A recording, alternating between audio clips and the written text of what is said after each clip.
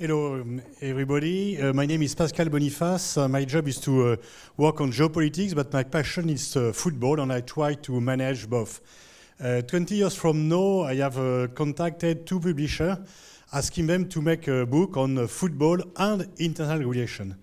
And both of them turned me down, telling that there is either I could write a book on football or I could write a book on international relations. There is no relationship between both.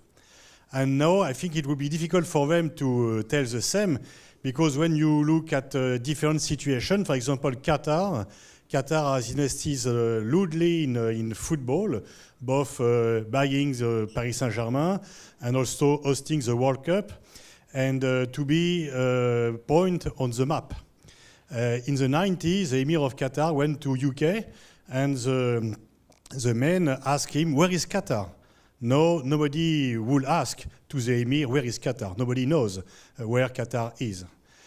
On the same subject, Xi Jinping is a fan of football, but it's very important for him not to be to lead the superpower and to be a weak power regarding the universal sports. And for Xi Jinping, it's really unbearable to be behind Japan, behind South Korea, as football, which is very well known as sport, is concerned. Trump is not a fan of football, but he has lobbying very heavily to allow United States to host the World Cup in 26.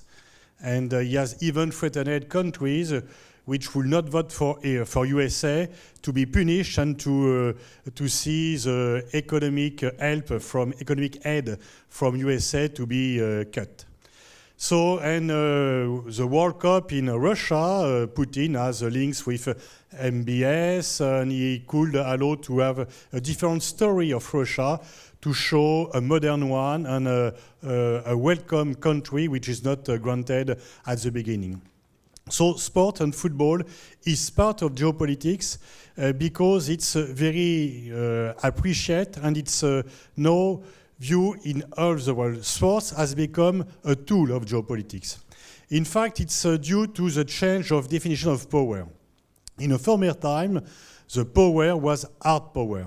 It's your power will depend on the size of your army, the effectiveness of your soldiers, your economy, and your place in different international institutions. In the 90s, Joe Nye has invented a new form of soft power. Soft power, it's the image.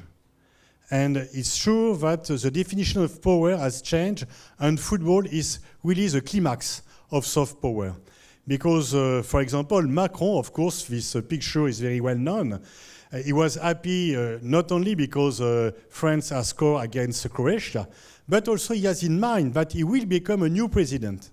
The president of a different country. Of course, the victory in World Cup has not changed the economy of France, has not changed the situation of unemployment, the social inequalities, and so on. But both inside France and outside France, France is perceived differently because she has a second star, and she has won the most important sports events in the world. And not only the self-esteem of French people is better, but also the French perception abroad. I'm not a specialist of a specific era on geopolitics, so I went abroad in every continent, roughly a week by month. And since July, since September, in fact, because in August was holiday, since July I went in South Korea, in Germany, Belgium, Russia. Every time the first topic is football. Because before speaking of geopolitics, you speak on the soft subject. And every time the victory of France and the name of the player was the first subject we will have to discuss, because, in fact, football is a daily soft power. Every day you think about football. You don't think on United Nations, nuclear weapons, war in Yemen every day.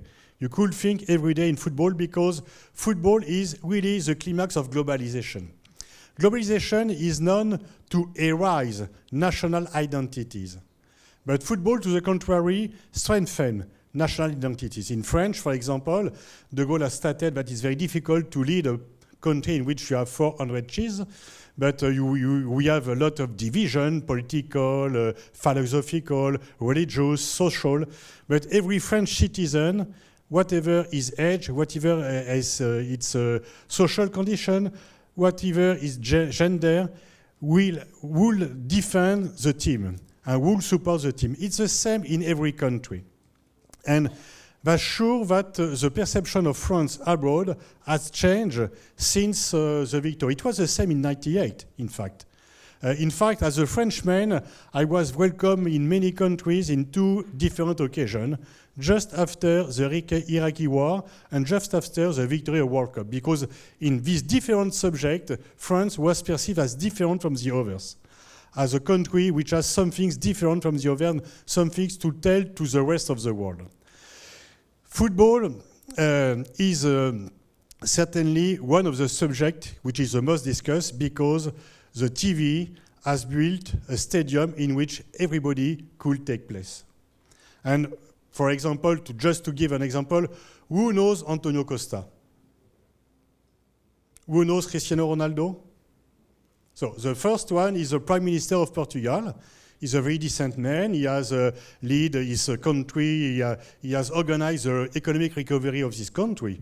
But for sure, he's not very well known. Cristiano Ronaldo is known by everybody, even by kids in China, kids in Africa. Everybody knows Cristiano Ronaldo. And now everybody knows Griezmann or Mbappé. They are, in fact, a new kind of diplomat showing the flag and praising the country and making France more proud and more known and more famous and more prestigious. So the new definition of power gives football a very different role, a very different issue regarding all the world. Football is played in every country. There is no country which escaped to the football domination.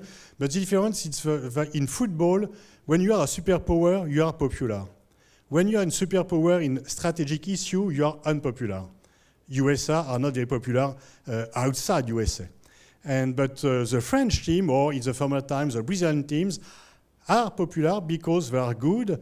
And in sports, your power gives respect, give admiration, and not reluctance, and not hate or rejection of the power. It's very different. That's why I think that for the next 4 years, the football team, the French football team, will give France new assets in the world for businessmen, for NGOs, for different international actors. When they are abroad, then in a different country, they could speak on the football team, and it's a way to make a new kind of relation with their contacts, and to soften the tone, and to be in a better position. We will have 4 years to take benefit of this position.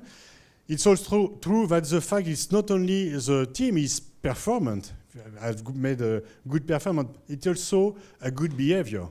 And due to the action of the French Federation till the 2010, which was the worst case, it was a kind of June 40 comparing to football, but no, the attitude, the behavior of the players, and also the performance of the team gave France a very good image all around the world, and I think that every of us could take advantage of it. Thank you.